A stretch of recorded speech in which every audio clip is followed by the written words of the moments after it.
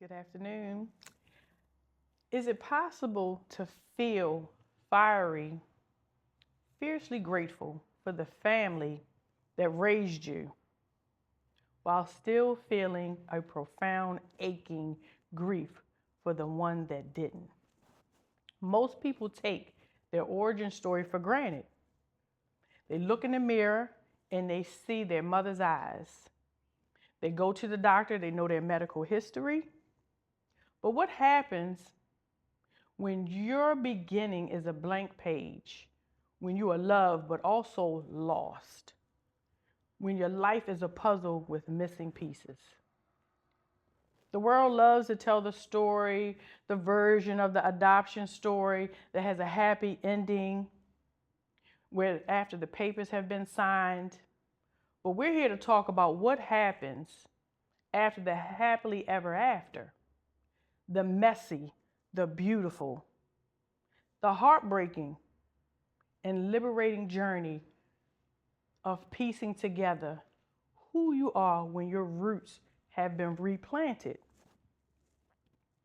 This is the first episode of Unbroken Stories of Adoption and Identity. I'm your host, Kristen Bryant.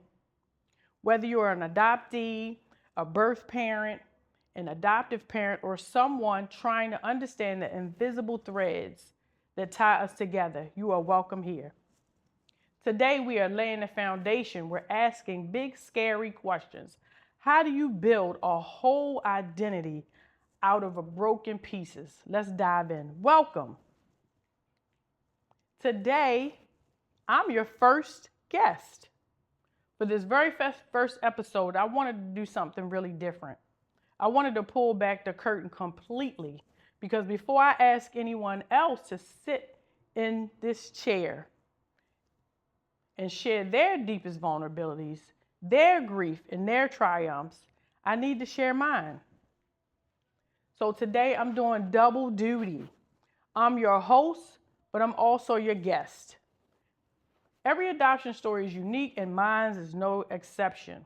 For a long time, I thought my story started on the day I was brought home. I grew up with the narrative that I was chosen, but I was the missing puzzle piece to a family that loved me fiercely, and all that was true. But as I grew older, I realized that being chosen by one family meant being left or given up by another.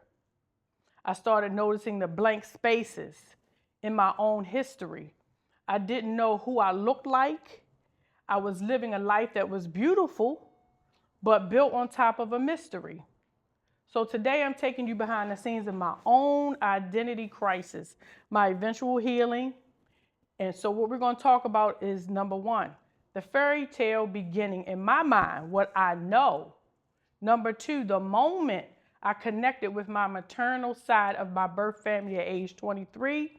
And number three, the journey to try to complete a puzzle with missing pieces. How I finally stopped feeling fractured and started feeling unbroken. So grab a cup of coffee, settle in, and let's get personal. This is my story. Chapter 1, my childhood. So I was adopted at age 5 through a public adoption through the Department of Social Services. I was given up at birth and lived in foster care for the first 5 years of my life. And it's great because I had memories of being adopted as opposed to an infant being adopted. As I said, my adoption was a public adoption. I was adopted by a pediatrician and a teacher. And I grew as far as I'm concerned, I had a fairy tale life when my parents adopted me. I knew I was adopted the whole time. And I grew up in West Baltimore. I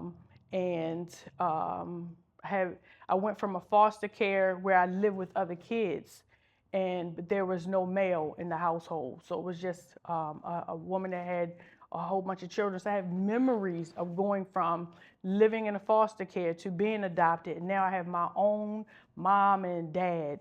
I remember my first day walking into the house and having my own television, having my own bed, my own doll babies, my own TV. And we're talking about the 1970s. And I remember walking in the house and saying, this is all mine? Like, I don't have to share after coming from a foster care situation. So growing up, I felt like we lived like the Huxtables. Again, I said my dad was a pediatrician and my mother was a special ed teacher. And now the next part of my story is what I love about my story, which makes it so unique. So I always wondered as an adopted child who I looked like. So that I never, because I had a great life, I never really wanted to, like, I never had the yearning to want to be with like who my mother was, right? So at age 23, I remember having a conversation with my father, and he was saying, Kristen, I think, you mixed, right? I was like, no, Dad, I'm mixed. So at age 23 was when I first started asking questions.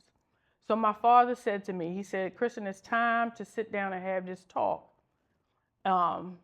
And so we sat down at the kitchen table, I will never forget. And he said to me, I have something to show you. So my dad went in his safe and brought out this envelope. He said, I need to tell you something. I said, what? He said, your mother and I reached out and talked to your birth mother when you were 7. We reached out to let them know that you were in good hands and that we had adopted you. I said, really? He said, so at that time I spoke to your grandfather on your maternal mother's side and your mother, and kept my grandfather's telephone number. And my grandfather told my father at the time, I will never change my phone number in case she asked questions. So he said, how you feel? You want to make that phone call? I said, sure. So we made the phone call. He pulled out the phone number and had the phone number of my granddad. He pulled out the number. We called it. My grandfather answered the phone. And guys, the first question I had when I said, hello, this is Kristen, was, is my mother still living? I don't know why that was my first question. And my grandfather said, no, she died when you were 14 years old. I said, wow. So he said, I'm here. I'd love to, to see you and meet you. So we had that conversation. It was a short conversation.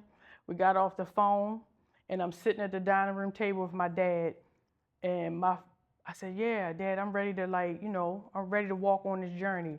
And what was a big pivotal moment is my father said, now from this day forward, Kristen, I can't walk on this journey with you.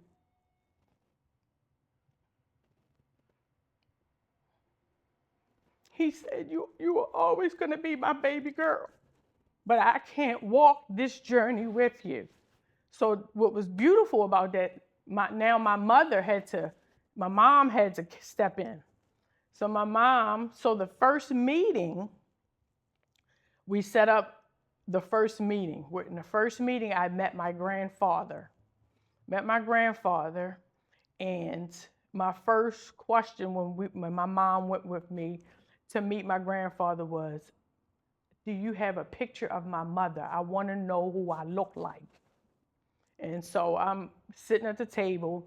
My grandfather goes and gets a picture of my mother.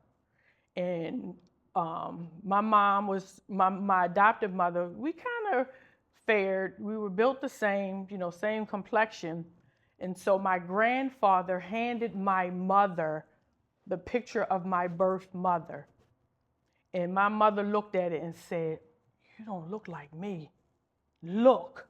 And she gave me the picture of my mother. To me, that was at age 23. It was such a pivotal moment because my entire life, I knew I was adopted, but I didn't know who I looked like. And I looked just like her.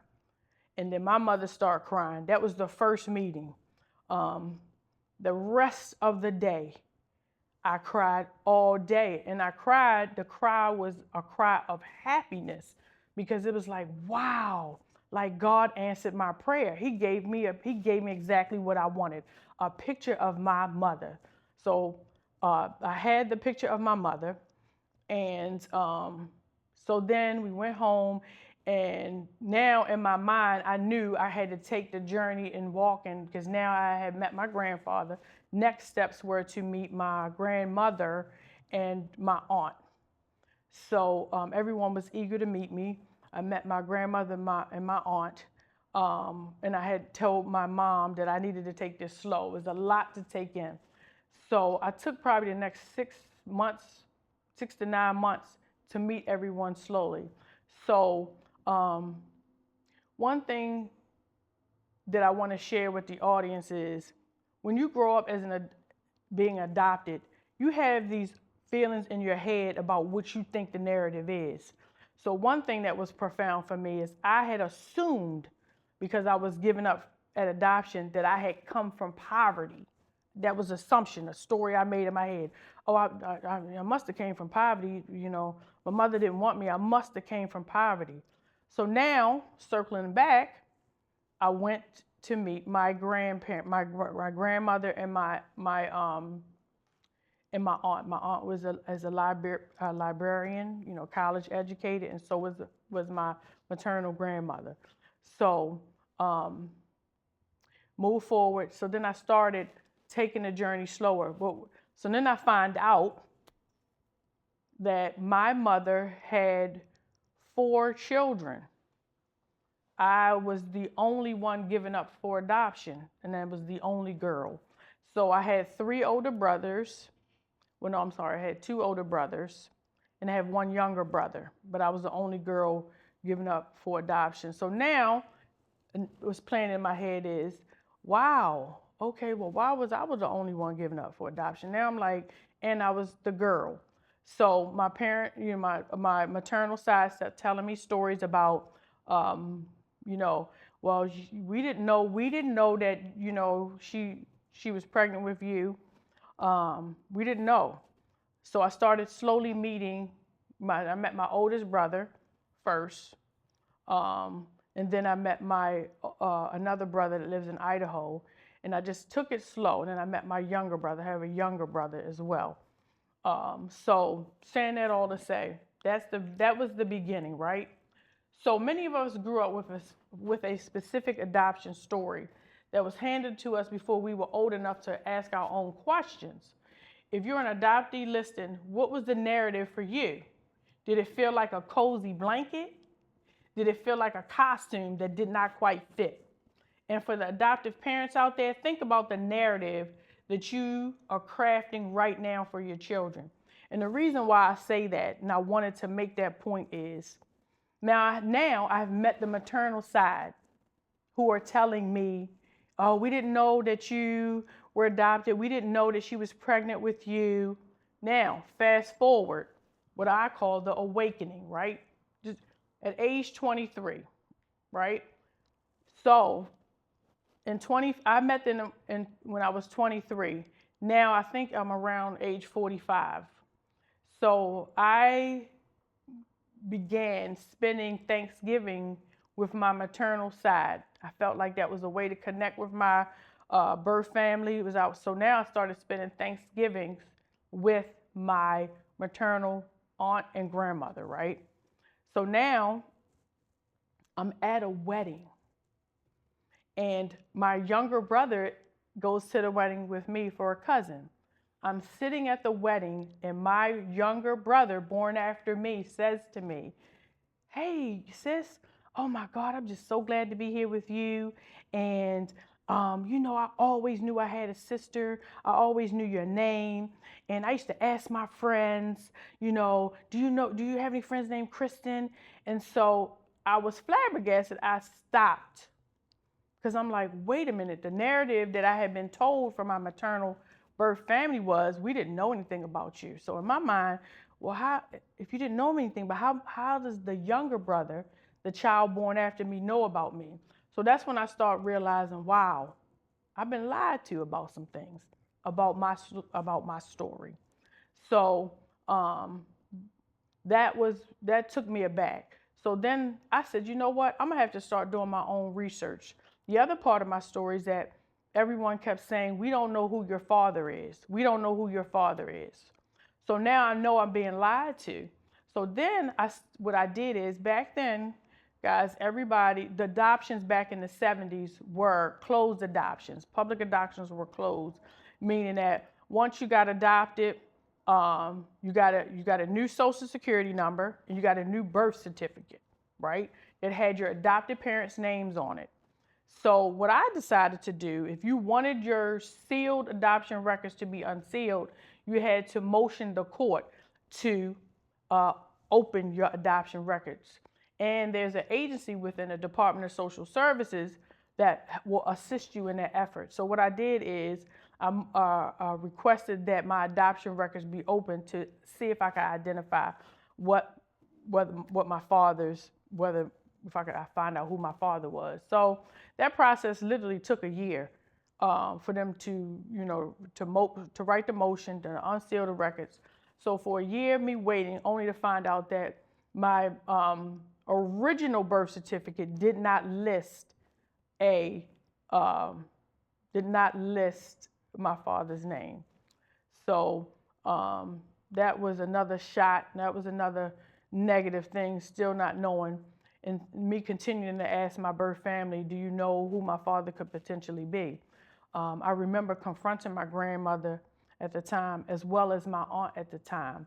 And then when I made the effort to seal that, I remember my adoptive mom saying to me, Kristen, don't go digging. Don't ask questions.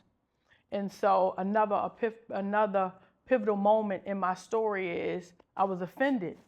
I was offended that how dare you, as my mom, tell me to not dig and ask questions.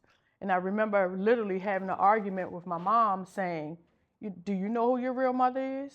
Do you know who your real father is? So you don't get the right to tell me not to ask questions. So again, as I continued through this journey, some negative things were uncovered. One thing that was uncovered is that there was pedophilia in my birth family. So I started asking questions. Were certain relatives, could that be my dad? Could that be my dad? And challenging my maternal side. And I felt comfortable challenging my maternal side because in my mind, I didn't grow up with you. I'm just asking questions, and I feel like you deserve to answer the questions that I'm asking. So still to this day, there are a lot of pieces to my puzzle that just probably may not ever be answered. But this is a part of the healing, the vulnerability, the transparency, asking the questions. So now I'm 54. My maternal grandmother passed away. My aunt, who I'm close to now, has a form of Alzheimer's. She has aphasia. So now I did spend years trying to ask other relatives on my maternal side questions about my adoption. Do you know anything about my mom? Do you know who she was dating? Do you have any answers? And you can tell when people don't want to know something but don't want to tell you. So another beautiful thing about my adoption story is if you ever been adopted and you have to go to the doctor, and then you know they always ask you, do you know your family history? I never knew. But if you recall, when I told you my dad sat me down, because my dad was a pediatrician, he literally had worked in the hospital where I was born.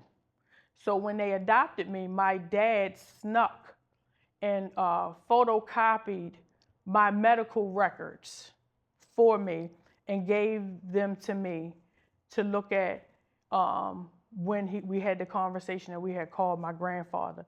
So I thought that was such a beautiful, a beautiful thing that he took the time out to sneak in. I think it was microfiche or whatever they did back there, to make copies of my medical records. So when he handed me that envelope, now I have copies of my medical records that shared my growth from when I was born until they had adopted me. So again, I thought that was a beautiful thing and something else I'm learning about my identity.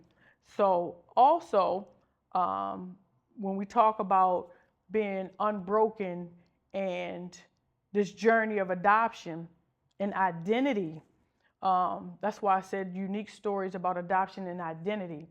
So I was born Kristen Marie Davis. That's my birth name. When I was adopted, now my name is Kristen Marie Bryant. So we talk about the identity of Davis and then the identity of Bryant. So that's why I always introduce myself as Kristen Bryant. I take pride in how I was adopted, the life that I lived.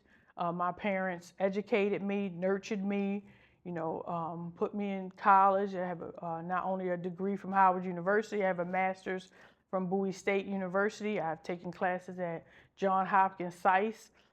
So I like to share that because I feel like I came from very humble beginnings. So some things that I learned about my mother was schizophrenic and bipolar.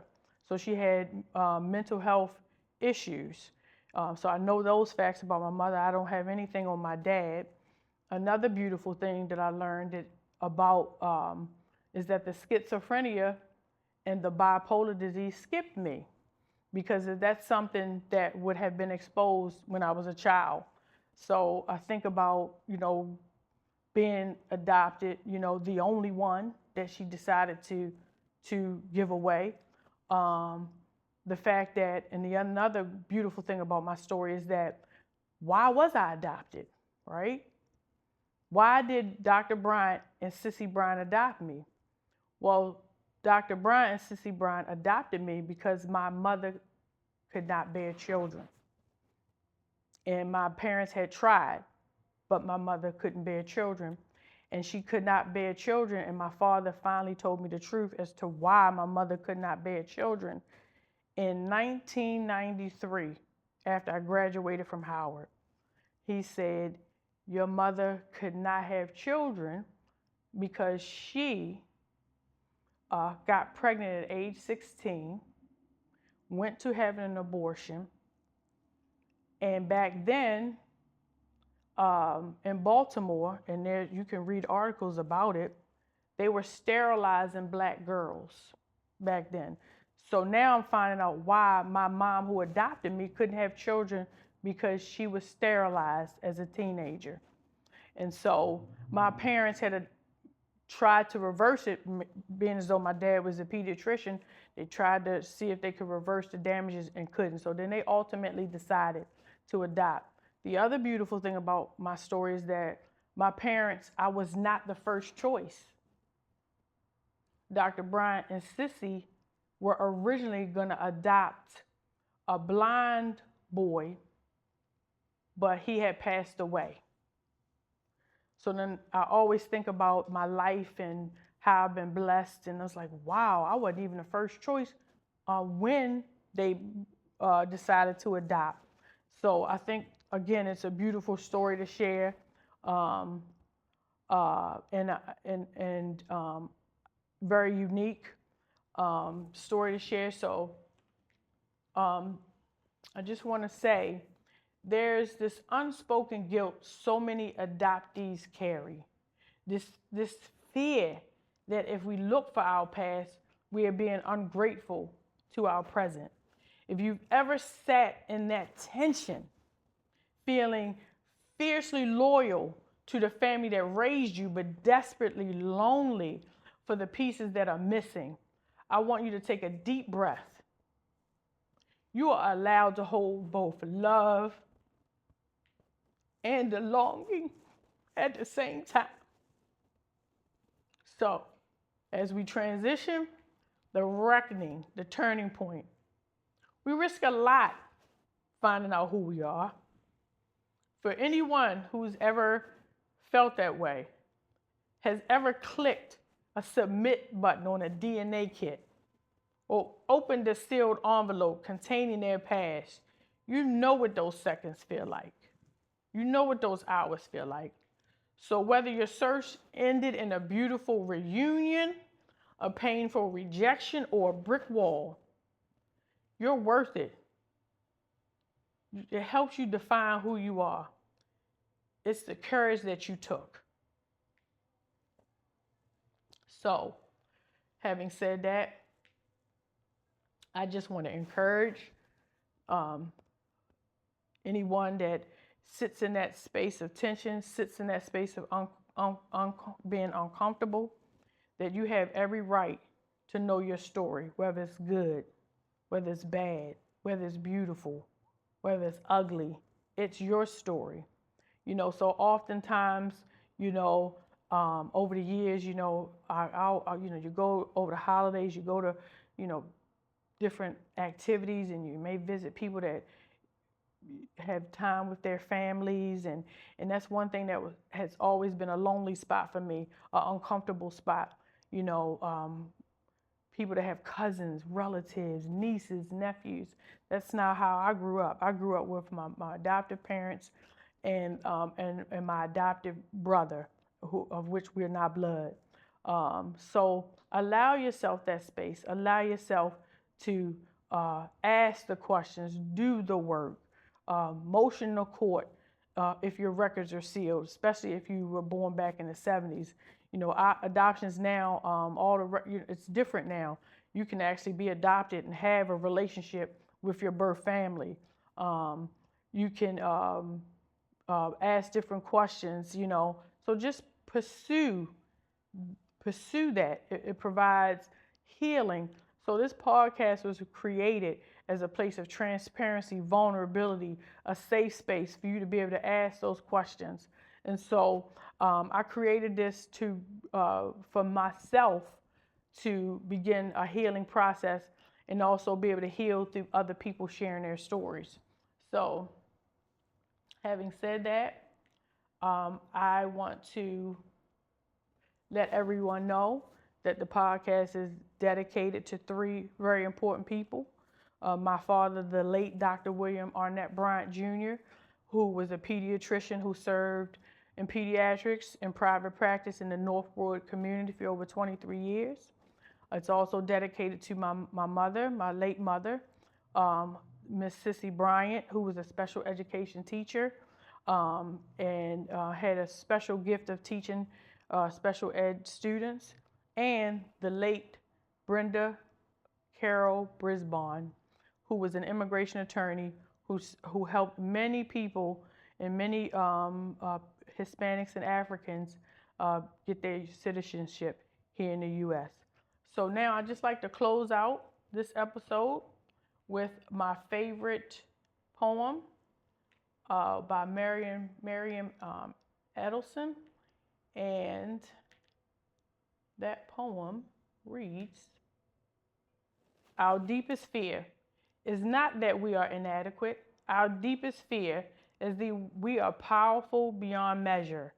It is our light, not our darkness, that most frightens us. We ask ourselves, who am I to be brilliant, gorgeous, talented, fabulous? Actually, who are you not to be? You are a child of God. Your playing small does not serve the world. There's nothing enlightened about shrinking so that other people won't feel insecure around you. We are all meant to shine as children do. We were born to make manifest the glory of God that is within us. It's not just in some of us, it's in every one of us. So as we let our own light shine, we unconsciously give others permission to do the same. As we are liberated from our own fear, our present automatically liberates others. So my testament to you is I'm looking forward to sharing unique adoption stories, and I'm looking forward to sharing my platform with you all. Thank you so much.